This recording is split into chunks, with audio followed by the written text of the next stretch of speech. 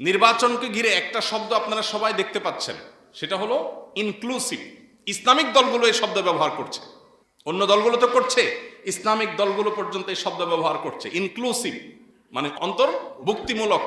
এই অন্তর্ভুক্তিমূলক বা ইনক্লুসিভ শব্দের ভেতরে অত্যন্ত ভয়ঙ্কর একটা এজেন্ডা লুকায়িত আছে, যেটা অনেকেই লক্ষ্য করছেন না। সেটা হলো ট্রান্সজেন্ডার ইজমকে বৈধতা দেওয়া। একটু আপনি গভীরে তাকালে, একটু ঘাটাঘাটি করলে আপনার কাছে স্পষ্ট হয়ে যাবে। শুনতে খুব ভালো শোনা যায়, অন্তর্ভুক্তিমূলক। অন্তর্ভুক্তি আমরা কেনা চাই, সবাইকে নিয়ে সবাই চলতে চাই, শব্দটা ভালো, কিন্তু এটার মতলব বহু খারাপ।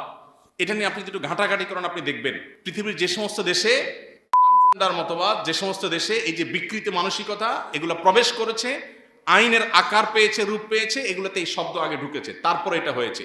আপনি অ্যানালাইসিস করা লাগবে না, শুধুমাত্র অনলাইনে ঢুকলে একটু ঘাটলেই দেখতে পাবেন যে এই শব্দের ভেতরে কি কি লুকিয়ে আছে। আমরা সাধারণ মানুষ এত কিছু বুঝি না, আমরা বলি ভালোই তো, আমাদের নেতারা বলতেছে অন্তর্ভুক্তিমূলক দেশ করবে, ভালো তো, কিন্তু এই অন্তর্ভুক্তির মনে কি ঢুকাবে সেটা তো তারা বলেন নাই। এবার সময় আসলে তারা বলবে আমরা না বলছিলাম ইনক্লুসিভ, এই যে ইনক্লুসিভ এখন ঢুকে দিছে। আপনার অ্যাবস্টাইন ফাইল নিয়ে আজকে গোটা পৃথিবীতে যে আলোচনা চলছে, এই ফাইলের মূল যে আপনার বিষয়টা, সেটার দিকে যদি লক্ষ্য করেন আপনি দেখতে পাবেন কোনো বিকৃতি। অ্যাবস্টাইনের টার্গেট ছিল মানুষের মধ্যে পরিবর্তন করা, সৃষ্টিগত পরিবর্তন করার প্ল্যান তার ছিল। সৃষ্টিগত পরিবর্তন বলতে মানুষে বেড়ে ওঠা, জিনগত পরিবর্তন, এটার প্ল্যানও তার ছিল। আল্লাহ তাআলা কোরআনে কারিমে বলেছেন ফালা ইউগাইয়িরুন্না খালকাল্লাহ। শয়তানের শপথগুলোর মধ্যে একটা হলো শয়তান আল্লাহর সৃষ্টিতে পরিবর্তন চায়, নারীকে পুরুষ, পুরুষকে নারী করা, এটা বিকৃতি। এটা আল্লাহর সৃষ্টিতে পরিবর্তন করা, এই পরিবর্তন এটা শয়তান তুষ্টির অংশ। পশ্চিমারা আমাদেরকে নামাজ কালাম এগুলোকে সেকেলে বুঝাইছে, এগুলো করলে তোমরা খ্যাত হয়ে যাবা, তোমাকে আধুনিক হতে হবে, স্মার্ট হইতে হবে। এখন আমার ছেলে ফেলে যাতে উঠার জন্য সে ওদের অনুসরণ করে, ও মনে করে নামাজ কালাম পড়লে খ্যাত হয়ে যাবে। এগুলো হলো রিচুয়াল। আল্লাহর সাথে কানেক্টেড হওয়ার উপায় নামাজের মাধ্যমে, দোয়ার মাধ্যমে, তেলাওয়াতের মাধ্যমে, রোজার মাধ্যমে আমরা আল্লাহর সাথে কানেক্টেড হই। আল্লাহর দেওয়া অদৃশ্য আধ্যাত্মিক পাওয়ার আমরা পাই, কিন্তু আমাদের সে পাওয়ার শেষ করে ফেলছে ওরা।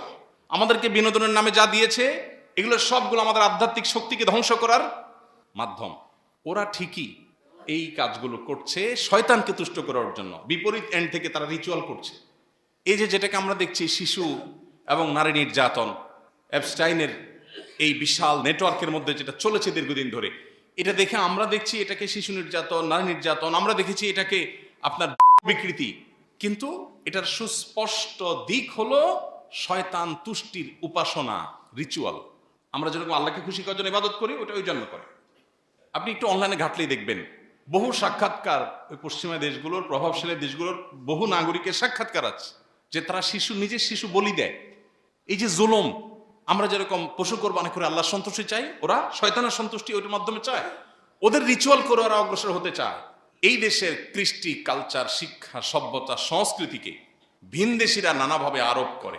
কেন আরোপ করে? কারণ আর্থিকভাবে, অর্থনৈতিকভাবে আমরা দুর্বল, গরিব দেশ। আমাদেরকে দেয় লোন, আমরা ব্রিজ করব, রাস্তাঘাট করব, অবকাঠামো উন্নয়ন করব।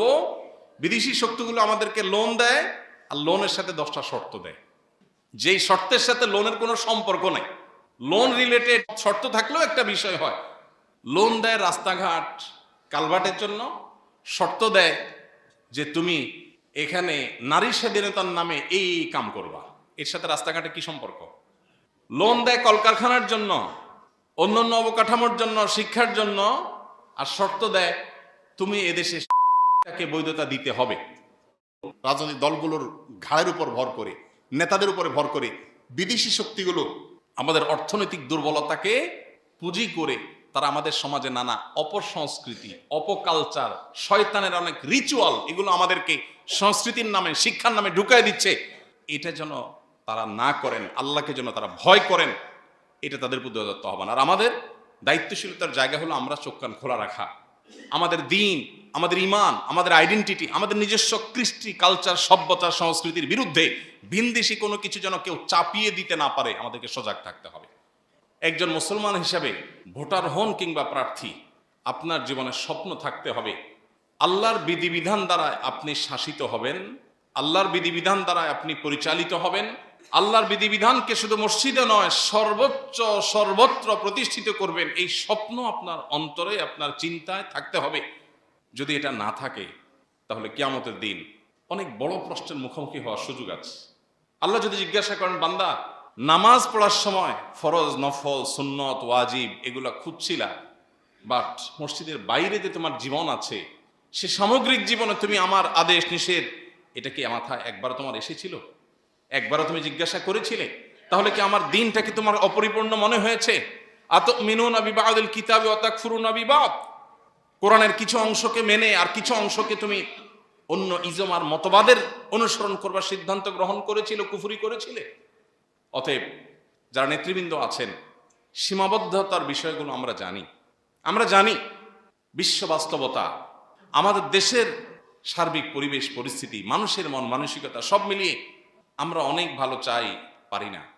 কিন্তু স্বপ্ন থাকতে হবে, ইচ্ছা থাকতে হবে যে আল্লাহ, আমি একজন মুসলমান হিসাবে তোমার কালাম, তোমার নবীর রেখে যাওয়া আদর্শ, পৃথিবীর সমস্ত আদর্শের উপরে এটা অবস্থান, সকল মতবাদের উপরে এটা অবস্থান।